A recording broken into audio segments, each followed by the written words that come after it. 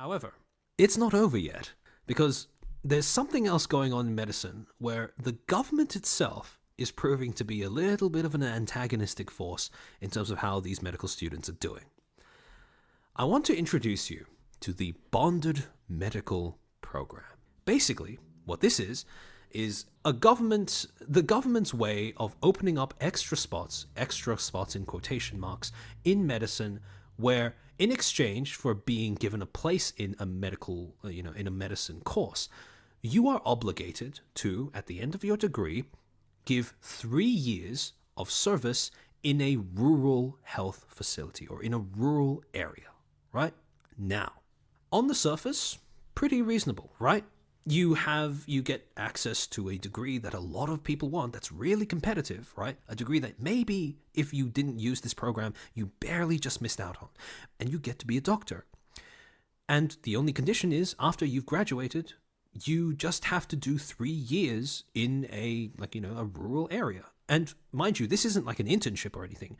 You can be getting paid for your services, and it's perfectly fine. The only condition is that you do 3 years, right?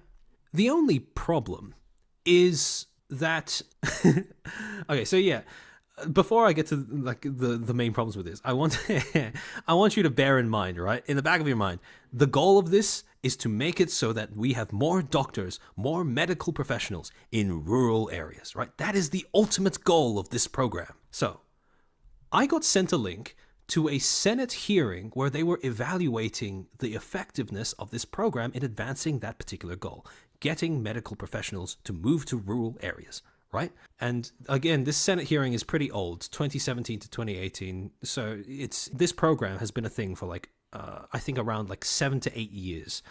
But, this was a Senate hearing early on that was trying to judge how effective it was.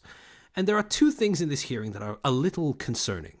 One is when the Senate was asked, of those who have completed their service, how many remain in rural and remote communities? The answer was the department does not monitor the status of individual BMP scheme participants once they have exited the scheme, which means that after these professionals have done their 3 years of service, they don't bother to keep track of how many of them still stay in that rural area. I mean, look, the primary goal is to get more people to train in rural areas, which arguably they are achieving. But if their secondary goal is to make more, professionals stay in those areas, they have no way of measuring how well that is going. And even worse, of the bonded medical students that have completed their education but not yet commenced their return of service, how many have gone overseas? And they get the same answer. The department does not have any data available for the number of medical students that have completed their education and gone overseas before commencing their return of service. So yeah, it's Sumanai. The fuck is the point? That's what I was saying. So you could theoretically become a part of this bonded medical program, complete your degree, and then fuck off to another country, and they have no way of keeping track of that. So already their metric in terms of evaluating the effectiveness is a little dubious, to say the least. But okay, so where do they get their surveys from? That's what I'm saying. No long-term doctor-patient relationships? Exactly, right? And again, well, I mean, unless you want your long-term relationships to only be 3 years. So yeah, but there's another problem as well. And that is what happens if you end up pulling out of this degree or you end up failing to meet your return of service requirement. Now, what happens is that if you breach this agreement, because this is a contract that you have to sign, right? If you breach this agreement, you now have to pay the entirety of your student fees up to the point where you quit your degree in a loan to the government. And this is a loan that has an interest rate of 15% per annum. Now, remember that because it's a medical degree, these loans can go up to easily above 50K by the time you first do any degree of clinical training, right? Lol, yeah, they destroy you. So yeah, they have this clause in their contract, and this is how you're punished if you end up defaulting. Now, if you are a doctor that is freshly graduated and you have to pay this fee, sure, that's not great. But doctors get paid a high amount of money. So I think this, while it isn't optimal, it's survivable. The problem is There is no distinction in this contract between doctors who fail to meet their return of service and students that just end up pulling out of the course. So, if you are a student and you withdraw from the course before, if you withdraw after the census date, which is basically when you're locked into the study period, the census date of your second year of study, you are in breach of your contract, which means that you are now saddled with this massive debt with a 15% interest, right? This is, when I first heard of this, I thought this was insane, because these are fucking uni students. These are medical students, right? Medical students are easily among the poorest people in university. So in terms of student population, right? So again, that's fucking insane. And just to give you an idea, right? They say that in order to avoid breaching your contract, you have to withdraw from your medical degree before the census date of your second year of study, right? However, you only start doing clinical placements in a medical degree around your fourth or fifth year of study. So essentially, if you, as a student, are unsure of whether you actually want to be a doctor or not in the future, you don't really get to make that choice as an informed decision. Because if you are a part of this program, you either have to pull out before you really get to experience what it's like to be a doctor or a nurse, or you pull out afterward, or you kind of lock yourself into having to complete your degree plus the 3 years of additional service all the way until the end, even if you do your placement and you find out you actually hate it, which is not an unreasonable thing to happen, right? Because again, like we've been talking about this entire stream, being a doctor is a really difficult job. You have to see the lowest and the worst of humanity on routinely, and you have to be superhuman in the fact that you need to be like a pillar of strength throughout the entirety of other people's suffering. Like, it's very understandable if after doing your first placement and you realize all of this and you decide, yep, this isn't the career to me, you decide to pull out. The problem is, again, if you choose to pull out and you're a part of this program, you are now obligated to pay this massive debt. And the thing is, this isn't a case where the existing debt gets added on to this doesn't work like Hex, where you only need to pay it back once you breach a certain tax bracket, right? You need to pay it back within a certain time frame. And you want to know how long that time frame is? 28 days. You have 28 days as a student to pay back this debt that you accrued, which is the entirety of at least 2+ years of student fees. And again, this is just fucking insane to me. I could not comprehend what the fuck they were thinking in order to make this the case. And this is an email that I was forwarded from someone who had actually had this happen to them, right? So they forwarded me this email where they said, you have 28 days to pay this back to a fucking medical student. And again, I want to really emphasize, when I say that medical students are among the poorest students in universities, I mean it, right? Like, the average student debt is around 200K by the time they graduate. So even if you only have half of that, let's say your average medical degree, including training, is 7 to 10 years or something. I don't know, 7 years. Even half of that is 100K, and they're expecting you to pay that back as a student in 28 days. What the fuck? Are you ill? So I could not fucking believe it. But yeah, so this is actually something that happened to somebody who reached out to me. And they gave me a statement that they gave me an anonymous statement that they've okayed me reading on stream as well. So, and this is what we're going to go through for a little bit. It's okay. So in the first sections, they're pretty much covering a lot of the information that we've already been talking about, right? So I deferred my medical degree a few years ago due to complex personal reasons.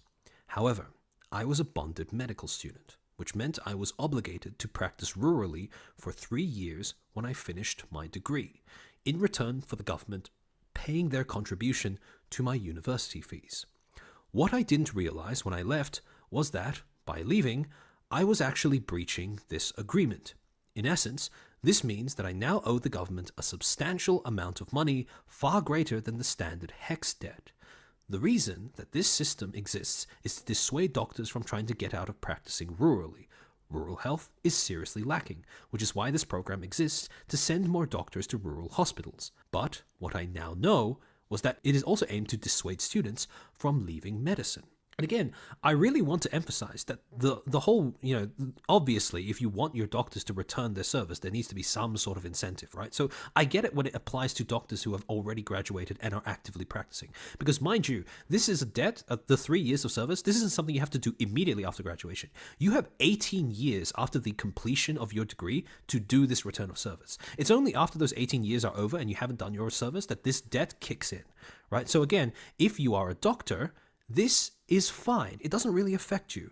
But if you're a student, it affects you disproportionately. So, moving on. Naturally, this distressed me. Not only did I know that this would happen before I left medicine, but the department responsible for handling me was lacking greatly in clear communication. According to them, as soon as I officially left medicine, officially leaving meaning, dropped out rather than just deferring, I would owe all my debt within 28 days. They eventually agreed to allow me to pay the debt off over an extended period of time, but even now are yet to clarify what those terms may be, the implication being that they would only tell me once I actually drop out. So again, this guy's being kept in the dark about all of this, right? They're essentially saying, look, we'll give you a new payment plan, right? But only after you actually breach your contract. And when you have no other choice, you don't even have the option of going back and completing your medical degree. So already this is pretty scummy. Okay, for this, keep in mind that I have only technically deferred my degree, meaning that I haven't officially breached the agreement yet. However, I cannot return to medicine due to my circumstances. Furthermore, they have made it clear that these circumstances are not severe enough to allow me to be let off from our contract. I've spoken to this guy before about this, what his circumstances were. And to say the least, on top of the pandemic, which is what, which would be exceptional in any interpretation of the word. He was also this medical degree was fucking eating away at him, mentally, emotionally.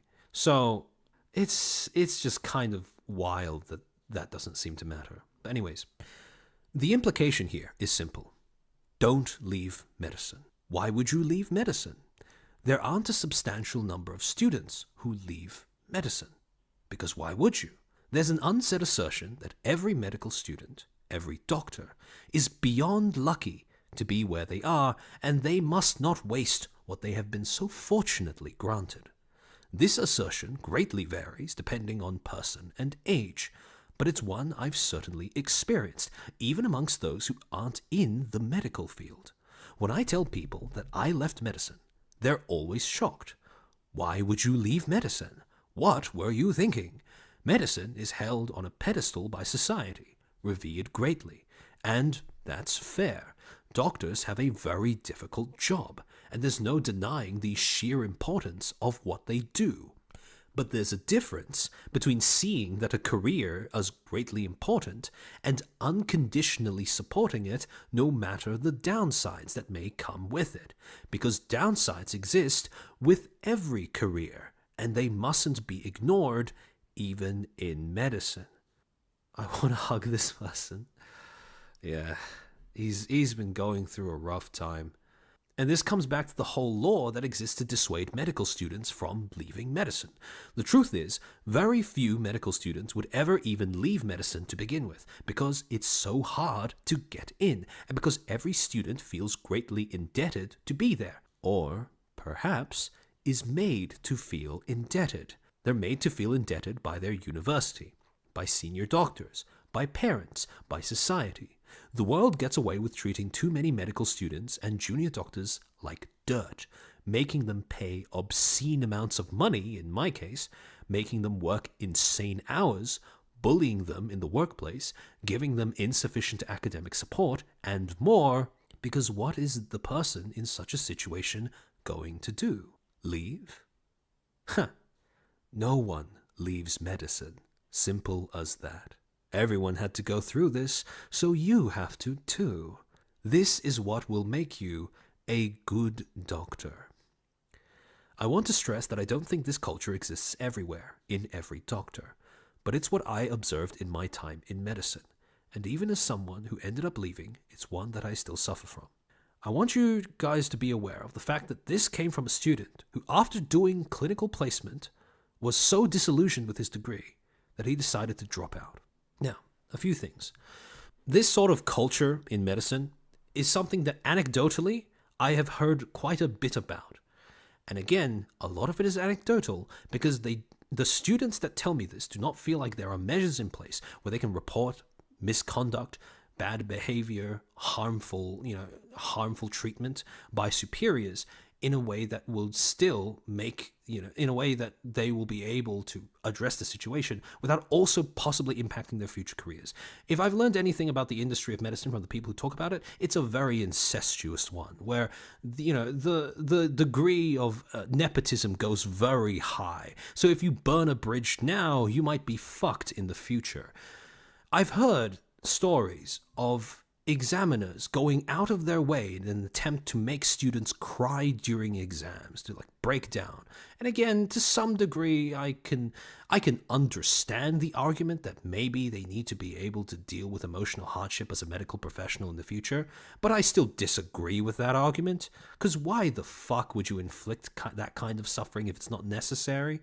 And then I've also heard stories about senior doctors, supervisors, nurses at hospitals treating students on placement, like he said, like dirt, where they would, there are instances of being verbally abused over a simple miscommunication on the part of the health staff, or being berated for arriving 5 minutes late because of circumstances outside of their control. Okay, I get that you can make the argument, just leave the house earlier, right?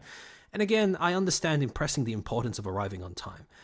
But I've heard plenty of stories of students waiting, arriving at a hospital for their shift early, and then the doctor that's supposed to be supervising them arriving 15 minutes late. So again, it's the double standard makes it all the more irritating, because this is the kind of treatment that they could potentially get away with. And also the idea of not being treated well by the by their superiors on the academic side either.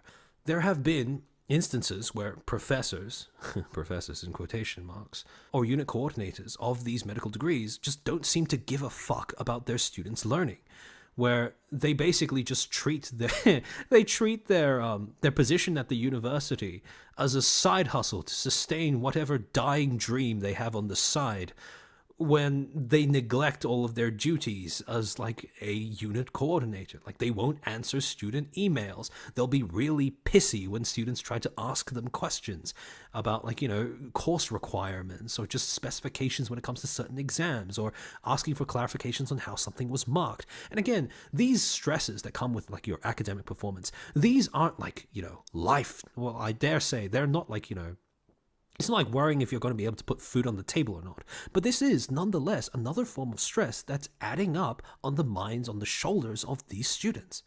And it's another thing that they don't feel like they have any form of recourse for. So, medical students equals military. Yeah, that comparison isn't too far off. Hospitals lecturing anyone about being on time is rich. Yeah, that's what I was thinking as well. It's going to be about the isms and phobias that all the dumb crap, instead of addressing the actual issue, corruption from those top to bottom by administrators trying to tick the numbers. Yep. And I want to just touch on that a little bit. So the reason why academia in the field of medicine gets away with so much of this is in large part because, like he says in this part of the statement, there is a massive aura of prestige that surrounds medicine as an area of study and as a career, right? Because, again, you have to try so hard to get into med. And it's glorified as a dream. Okay, I know it's kind of like a stereotyped meme, right? But if you're Asian especially, and your parents are migrants, everyone's heard of the thing where your parents will encourage you to be like a doctor or a lawyer. Because, again, objectively speaking, those are the degrees that have the most stable career paths after you graduate. And universities sell themselves on the basis of giving you a gateway to a stable and bright future career. For a lot of people, medicine is the epitome of that bright and stable future career.